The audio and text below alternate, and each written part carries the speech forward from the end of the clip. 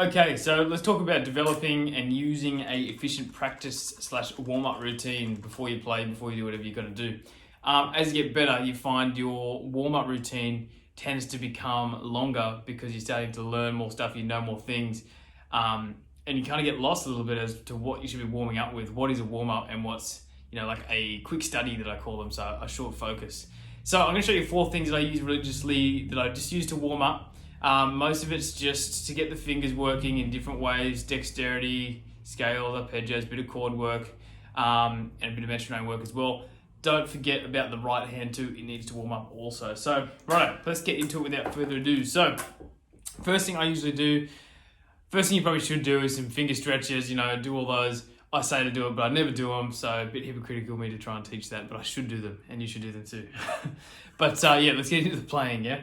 So one of the first things that I do is just a really basic little chromatic exercise. I'm sure everyone's probably seen, heard, or done this, or will understand what I'm doing straight away, right? Just a really basic 1, 2, 3, 4.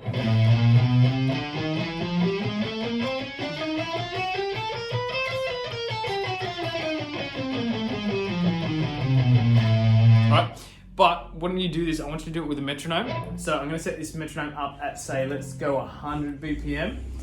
Start with your crotchets.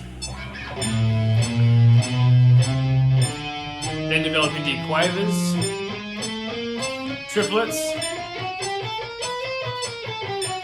semi-quavers, so on. I'd do up and back, each set. I'm just trying to cut some time there. But make sure too, once you can do it with your left hand at a certain speed, then see if you can do it with your right. So crotchets, quavers, double picking each note, triplets, semi-quavers, picking 4. Only then do you speed up the metronome a little bit, yeah? So I would do this at a couple of speeds. So that was at 100, yeah? Try and find your point where you feel like it's a breaking point. You can't go any faster without it being clean. And then push it a little bit further. So it's that progressive overload kind of method. But yeah, that's a really important tool. Now, I wouldn't stop there, right? I'm just gonna leave the metronome off. You get the idea with the click. Instead of just going straight, there's a couple of other things that I do. So I'll do a string crossing. So I'll go E to A, E to A. Move it down. Coming backwards, E to B. Now, one essential thing that I find as well is that people do a left hand exercise like that and they move on to the next, but try and work your right hand into every single exercise. So even the first one, when I'm just alternate picking that down, up, down, up, down, up, down, up, start with an upstroke. It'll feel harder, definitely will. Same with this one, start with an up, so it's inside picking, up, down, up, down, up, down, up, down, up, down, up, down. Then the alternate picking, starting with a down, will be an outside, down, up, down, up, down, up, down, up. So you've got 2 right hand techniques being used there that are really important. Of course, from there, you can look at string skipping. That was going E to D, find all those variations, but you know what I mean, you can go hell for leather on those. So let me run you through those 3. I'll show you what I do. So I'm just going to pick a division. We'll just keep it at 100 for now, nice and easy. We'll do semi-quavers.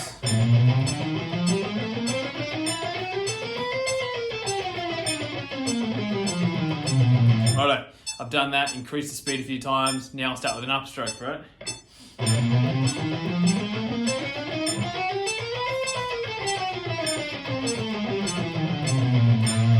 Lovely. Now I go, okay, let's double pick the note. So I'll just do semi-quavers, but let's do all that on every single note. Here we go.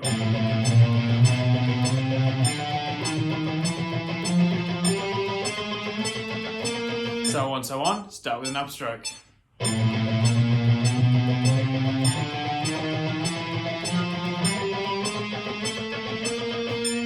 All nice and steady, yeah, and then start bringing that metronome up. Then go to your string splitters. So we'll go to the E to A's. Quavers, that is.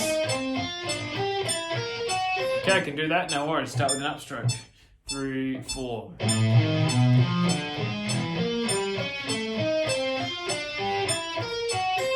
String skips. Back to outside picking. Come back, of course. Inside picking this time. You know what I mean? There's so many variations you can find in tiny little exercises.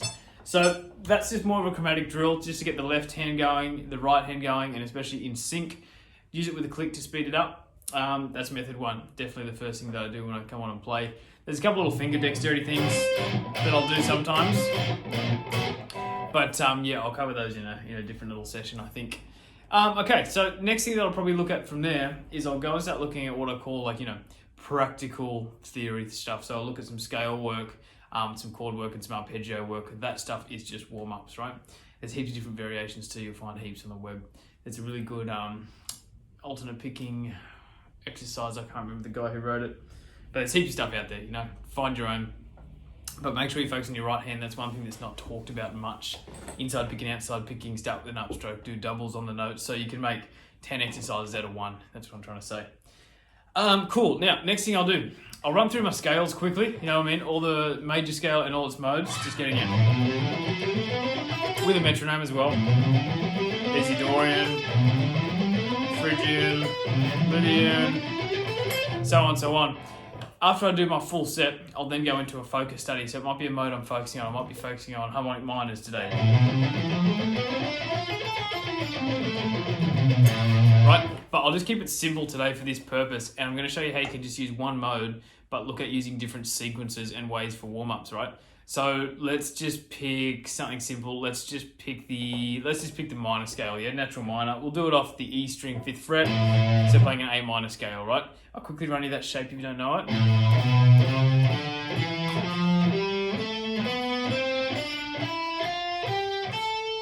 Or 3-note per string.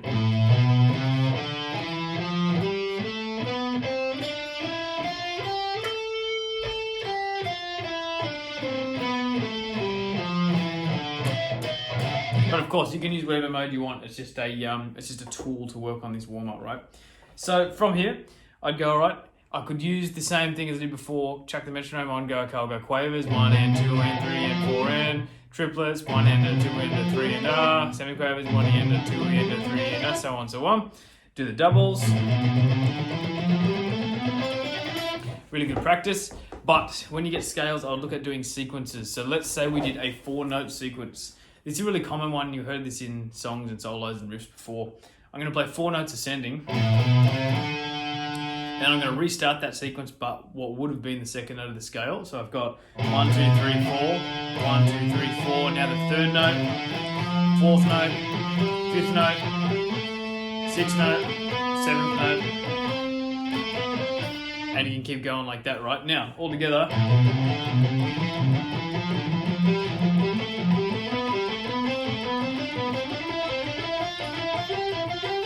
Backwards. Same thing, yeah, I missed that one.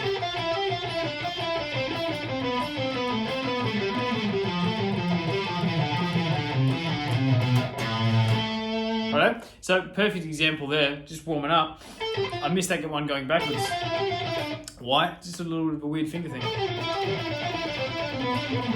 Because I've been so focused on other modes, you'll find that your fingers naturally muscle memory, they want to go to different positions of things you've been playing recently. So, perfect example there. Now, I would look at doing some other things with these. If you can play it picking at a certain speed, you should also be able to play it legato. At the exact same speed, really important. String tipping as well. This is a string tipping sequence, I should say. So I'm going E string to D string, coming back to the string that I missed or skipped. Now the new one that I skipped, backwards. Same thing, so that's another little important tool you can add in.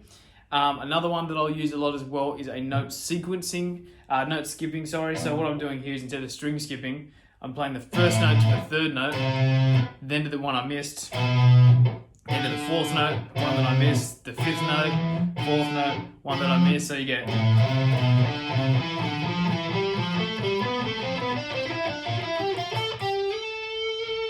Really cool little sequence, and of course you can put that on any mode that you want. So you get the idea with these, right? Again, so many different sequences you could do. I did a 4-note pattern before. You could do a 3, 1, 2, 3, 1, 2, 3, 1, 2, 3, 1, 2, 3. So many different variations that you can do with those. And of course, there's heaps of little licks in solos and stuff that'll go.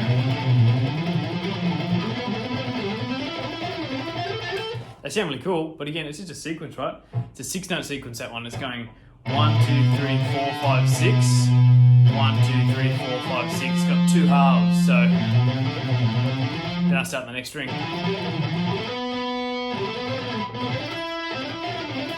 But you get the idea, there's so many different sequences and patterns out there.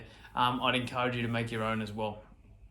Really important. But again, just a short focus study using a scale, but also using a sequence in a scale, which is a bit more real life contexty. And again, to all that stuff that I was doing there, I should go back and do it again, starting on an upstroke. Really important. Cool. Moving on from the scale work, I know I'm blasting through this, but it's just to give you an idea of some stuff, how you can plan out a warm-up routine. It's not necessarily saying do this exact exercise for warm-up routine, but you should be able to apply all the other stuff you're doing to your warm-up routine. Third thing, I'd go through arpeggios, right? Now, I'd run through all the shapes, majors and minors first, picking one spot. Let's just pick G. So I'd go through and go, okay, G major, G major, G major,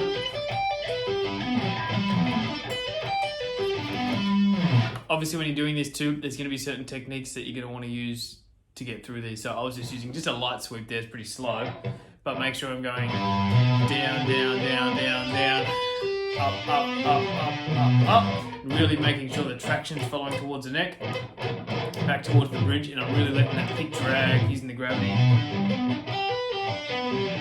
But for warm-ups, don't worry too much about speed, just worry about clarity. Again, being really gentle with the picking too. Righto? Then go the minors. Same positions, but just that flat 3 now.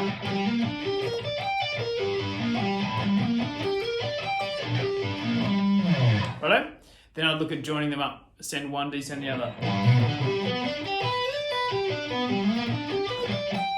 Yeah? Probably that last one, I could have gone further. And then I'm back to the start. So on, so on. From there, that's great. That's more, working a bit of left hand too because it's position changing.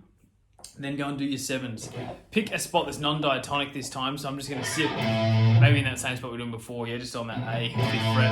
And I'll go, okay, let's play my major 7. Let's play my dominant 7th. Let's do your minor 7th.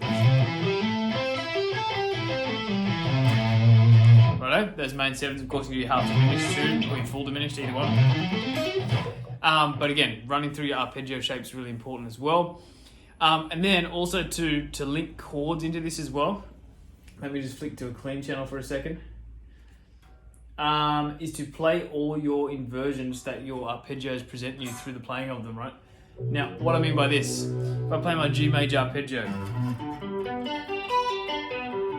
I have so many chords in that little sequence. I've got a bar chord, got a first inversion, got a second inversion, got a root position triad, first inversion. Next shape, root, first, second.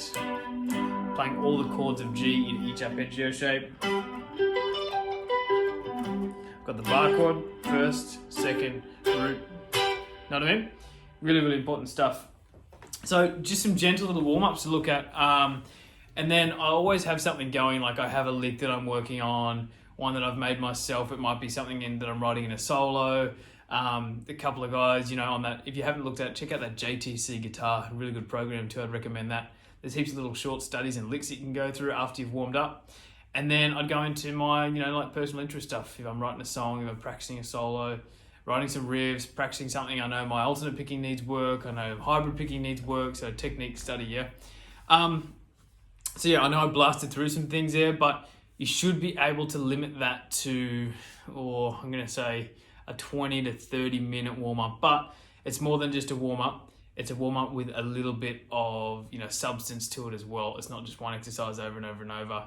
You should work on your left hand, your right hand, your timing, a bit of knowledge being applied practically. And yeah, of course, being able to play to a metronome as well. So I hope this helps. I know I blasted through it.